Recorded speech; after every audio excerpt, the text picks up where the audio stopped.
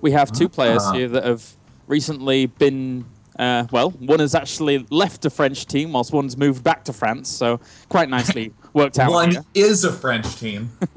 Yeah, it's gone well, it's gone well. So for now, we do have Dragon spawning down in our 9 o'clock position here as our blue Terran.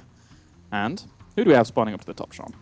Well, I would like to introduce it as the man formerly known as Root ToD, similar to the artist formerly known as Prince, except the music that he plays for my ears is oh so much more beautiful. ToD has some really slick Protoss play.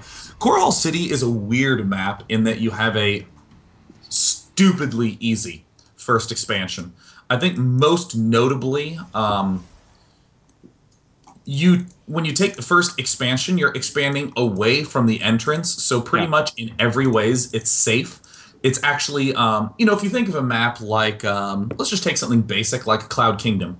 If they do some sort of marine bunker pressure right off the bat, the first thing they run into is your natural expansion nexus, so it's very difficult to defend it with probes and that starting zealot and then get back to mining. But, I mean, on this map, you just have the most easily defendable place frickin' ever, so it's very, very nice for all the early expand builds. Yeah, it's a little bit of an odd map, I would agree. But actually, coming back to just TVP in general, you know how I was just briefly speaking about the medevac things that, Terran can actually try and exploit? Another thing that people are finding really, really annoying right now as well is oracles from the Protoss side of things. So there could be a lot of flying potential here that we could see in this best of 3. And, I mean, this is a good map for it. There's a lot of airspace in the back to actually try and exploit. I was actually, like going on that point, like bringing up the Oracle. I mean, just look at Dragon's main base. You look at that, and his main mineral is very exposed. Most maps have the minerals lined up right along with the edge of the map, so you kind of come in at the top or the bottom point of the minerals. But here, the entire thing's exposed. Same story with the natural expansion for Dragon. It's completely wide open and exposed. ToD now building himself that first Zealot. One Marine popping out in the tech lab, and I don't know if you've actually seen the Reaper with its new speed upgrade. It is so fast. It's hilarious. It is, and I think that's indeed what we might see Dragon do here. Now, with that, he can find himself... I mean, there's a lot of room for him to jump up into his opponent's main base, and as such, it's going to be a little bit hard for Root ToD to shut down. He's already chrono boosting out his first Zealot. I think... Well, he's not making a mothership core just yet, so I mean, there's potential that he can harass. He's got a little bit of, he's got a pylon in the middle of his opponent's, near his opponent's base as well. So we could see him wander well across the map here to try and deal with Dragon. Well, this is going to be a little bit of a problem because it's Zealot walking right up, instantly picks off the Marine. Ugh, kind of an uncharacteristic miss micro right there from Dragon, and Dragon now look at how freaking fast. That is an unupgraded Reaper. And it will immediately take out the Zealot, fly away, and already there's a huge amount of little boosts for that Reaper. It heals outside of battle. It can see up cliffs, and that is going to be one dead Stalker. Yep, with that Marauder on the way, killing him off. Very, very nicely done. And you're right, that Reaper right now, it's been made such a versatile unit. So he can continue the harassment with the replenishment. He can continue darting around, being very, very annoying and pesky with probe lines, especially since now, actually, there's only the Mothership Core out to deal with this Reaper for now. Reaper much faster than the Mothership Core. Will run headlong into the probe line. Oh, Dragon. What was going on there, Dragon? We see already a bunker trying to go down by the back Nexus. Great play. Only if you have a Reaper. And as a Reaperless man, he's just going to try to let it finish. Nope, going to cancel it. Yep, and meanwhile, the one Marauder in the middle of the map trundles home, whilst we have the factory on the way with some Widow Mines. Oh, God. And he's going for a Starport as well. I think we might end up seeing some Widow Mine drops.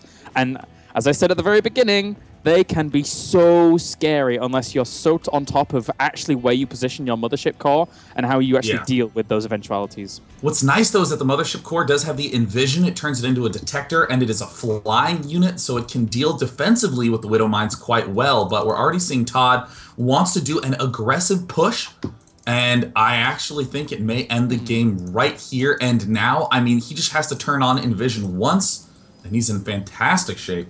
Yeah, that's actually, you're right, because Dragon doesn't really have any units here. Dragon now sensing some kind of danger, is going to throw down a bunker, try and deal with this, but that's a lot of DPS that's coming up here. He turns it into a detector already. He knows that there's a potential for Widow Mines, so ToD taking great precautionary measures here to put on some pressure against Dragon. Oh gosh, this Envision is just going to be brutal for Dragon to deal with. Where are his Widow Mines?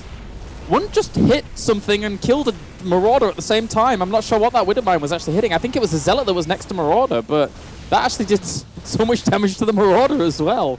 Uh-oh, we see the Widow Mine's trying to step forward. They cannot shoot up. He's desperately trying to repair, and here, Widow Mine goes off, instantly one-shotting, but remember, it's about another minute-ish for that Widow Mine to pop up again. 40 seconds. It's a lifetime in StarCraft 2, and we're seeing Dragon desperately trying to hold on those Widow Mines, doing the good old one shot at a time with each of those units, but with a limited amount of them out, I'm not sure what Dragon can do. Yeah, only 2 Widow Mines here, trying to recharge as quickly as possible, and during all of this, there is the one Banshee. Actually, there's a 3rd Widow Mine somewhere. I can't quite see him, but, I mean, ToD's doing so much damage to his opponent. The Mothership Core goes down, but there's still so many units here barreling down on his main.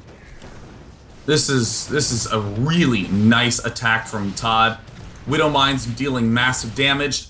ToD dealing massive damage. I mean, you think about it, 40 seconds to recharge. It's about 30 seconds on average for the rewarping of a gateway unit. So this is no problem for ToD to just keep flooding in, picking off buildings one at a time.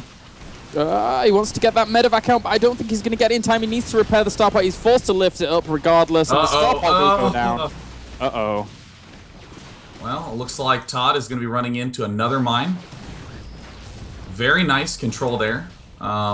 Making sure that they target the correct things and using this Banshee to its full potential. But God, look at those recharge bars on all those units. I mean, Dragon is really holding on strong here. It's weird how well this defensive position is kind of keeping him in the game, not necessarily keeping him protected, because right now it's 38 probes to 17 workers, but still, the Widow Mines, they're still there, and they could pose a threat later on. Gosh, Widow Mines, there's the good game route. ToD takes the win, game number 1. God, I love that score screen thing.